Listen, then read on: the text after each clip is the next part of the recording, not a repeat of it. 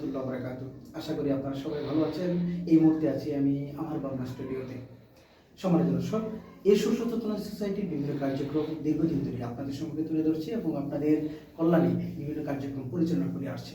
সাম্প্রতিক সময়ে মানসিক স্বাস্থ্য নিয়ে বিশ্বব্যাপী একটি জাগরণ সৃষ্টি হয়েছে, অর্থাৎ মানসিক স্বাস্থ্যকে গুরুত্ব দেওয়ার চেষ্টা করছে।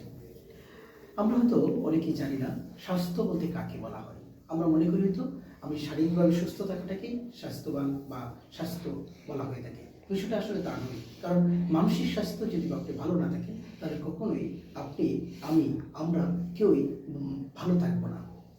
তো এই হিসাবে একটি ছোট্ট একটা এক্সাম্পল দিতে পারি। ধরুন আপনি খুব অসুস্থ আছেন, শারীরিকভাবে প্রচণ্ড রকম অসুস্থ, কিন্তু আপনার বাসায় এমন একজন অতিথি আসলেন যে অতিথি আপনার খুবই প্রিয় একজন মানুষ। আপনি হাজার অসুস্থ থাকার পরেও আপনি যে অতিথি আপনার প্রিয় একজন মানুষ, সে আসার আগের দিন পর্যন্ত, আসার আগ মুহূর্ত পর্যন্ত আপনি কিন্তু খুব মনমরা ছিল, হয়তো বা কথাই বলতেন না, কিন্তু এই অতিথি আসার পরেই আপনার চেহারাটাই অন্যরকম হয়ে গিয়েছে। আপনার মুখে খুব ঘন ঘন কথা আসছে, আপনার অতিথির সাথে প্রচণ্ড রকম হাসি মুখে কথা বলছেন। আপনি যেন মনে হয় রাত দিন পরিবর্তন হয়ে গেছে আপনার শারীরিকভাবে। তাহলে দেখুন, আপনার শারীরিক অসুস্থতার কোনো পরিবর্তন ঘটেনি, মাত্র একজন প্রিয় মানুষটি আপনার পাশে আসার কারণে আপনি হাজার অসুস্থ থাকার পরেও আপনি সুন্দর করে ব্যবহার করছেন, সুন্দর করে চলছেন, সুন্দর করে খাচ্ছেন, সুন্দর করে ঘুমাচ্ছেন, সুন্দর করে তার সাথে কথা বলছেন। তার মানে হচ্ছে আপনি মানসিকভাবে সুস্থ হয়ে গিয়েছেন। তাহলে দেখুন, আপনি শারীরিকভাবে অসুস্থ থাকার পরেও মানসিকভাবে সুস্থ থাকার কারণে আপনি সুস্থ হয়ে অনুভব করছেন। তাহলে আমরা বুঝতে পারি আমরা শারীরিক সুস্থতা থেকেও মানসিক সুস্থতা কত বড় প্রয়োজন। সম্মানিত দর্শক, প্রতিটি ক্ষেত্রে, প্রতিটি স্তরে আজকাল মানসিক সুস্থতাকে গুরুত্ব দিতে হবে আমরা হয়তো মানসিক সুস্থতা, মানসিক স্বাস্থ্য এইসব কথা বললেই পরিবারে যখন কোনো ব্যক্তি মানসিক স্বাস্থ্যের কথা বলা হতো তখনই মনে হতো যে আমি হয়তো পাগল হয়ে গিয়েছি, এই জন্য আমাকে মানসিক সুস্থতার কথা বলছে। বিষয়টা আসলে তা নয়। আমরা হয়তো ভুলেই গিয়েছি মেন্টাল ডিসঅর্ডার এবং মেন্টাল ডিজিজ, এই বিষয়গুলো আজকাল আলোচনার বিষয় হয়ে দাঁড়িয়েছে। সম্মানিত দর্শক, আমি দীর্ঘদিন ধরে সমাজকর্মগুলো বিভিন্ন কার্যক্রম সমাজে করে আসছি, সেই সাথে জনস্বাস্থ্য নিয়েও কাজ করছি। বর্তমানে আমি মানসিক স্বাস্থ্যের যে কাজগুলো, যে বিষয়গুলো, ছোট ছোট বিষয়গুলো, সেগুলিও প্রচার করে আসছি। সেই প্রেক্ষিতেই আজকের ভিডিওটা আপনাদের সম্মুখে তুলে ধরার চেষ্টা করছি।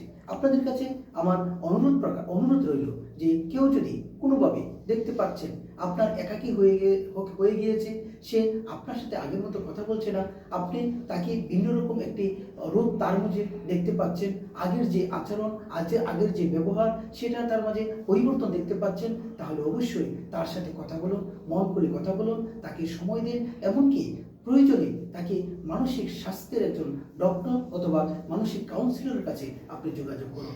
এটা লুকানোর কিছু নয়। আপনি শারীরিকভাবে যদি অসুস্থ হয়ে যান, যেমনভাবে ডাক্তারের কাছে যান, তা সেটা কোনো লুকান না এবং আপনি কোনো লজ্জা পান না, ঠিক তেমনি শারীরিকভাবে সুস্থতার জন্য প্রয়োজন, ঠিক তেমনি মানসিকভাবে সুস্থতাটাও আমাদের জীবনের জন্য, ব্যক্তি, পরিবার, সমাজ জীবনের জন্য ততটুকুই প্রয়োজন। সম্মানিত দর্শক, আজকাল বিভিন্ন টিভি চ্যানেল অন করলে অথবা পত্রিকার পাতায় খুঁজলেই হয়তো কোনো না কোনো কারণে দেখতে পাই একজন আরেকজনকে মেরে ফেলেছে, হয়তো বা সুইসাইড করেছে।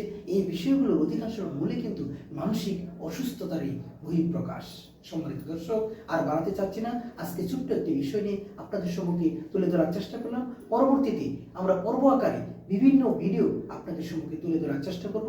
মানসিক সুস্থতার বিষয়গুলো কিভাবে আমরা করতে পারি, এমনকি আপনার আমার সন্তান আজকাল স্কুলে যাচ্ছে, সেই ক্ষেত্রেও যে মানসিকভাবে যে বিপর্যস্ত হচ্ছে, সেই বিষয়গুলো আপনাদের সঙ্গে তুলে ধরার চেষ্টা করব। এই ফাঁকে আমি আরেকটি কথা বলে রাখছি, যারা মুগদা বসবাস করছেন, এসো সচেতন সোসাইটি মুগদা, উত্তর মুগদা মসজিদের সংলগ্ন একটি অফিস, সেখানে আমরা মাসে একদিন মানসিক সুস্থতার উপর একটি ওয়ার্কশপ করা হবে। আশা করি আপনারা আমাদের সাথে যোগাযোগ করতে পারেন। রেজিস্ট্রেশনের মাধ্যমে আপনারা এই ওয়ার্কশপে যোগদান করতে পারেন। আপনার মনের কথাগুলো খুলে বলতে পারেন, মনের সমস্যাগুলির কথা আমাদের সাথে শেয়ার করতে পারেন। আমরা আছি, আর তারপরেও আমাদের বিশেষজ্ঞ রয়েছে, তারা আপনাদেরকে সংশ্লিষ্ট পরামর্শ দিয়ে সহায়তার হাত বাড়িয়ে দেবে। ভালো থাকবেন। এতক্ষণ আপনাদের সম্মুখে ছিলাম আমি জনস্বাস্থ্যবিদ, সমাজকর্মী মোহাম্মদ মাজহারুল ইসলাম। আসসালামু আলাইকুম ওয়া রাহমাতুল্লাহি ওয়া বারাকাতুহু।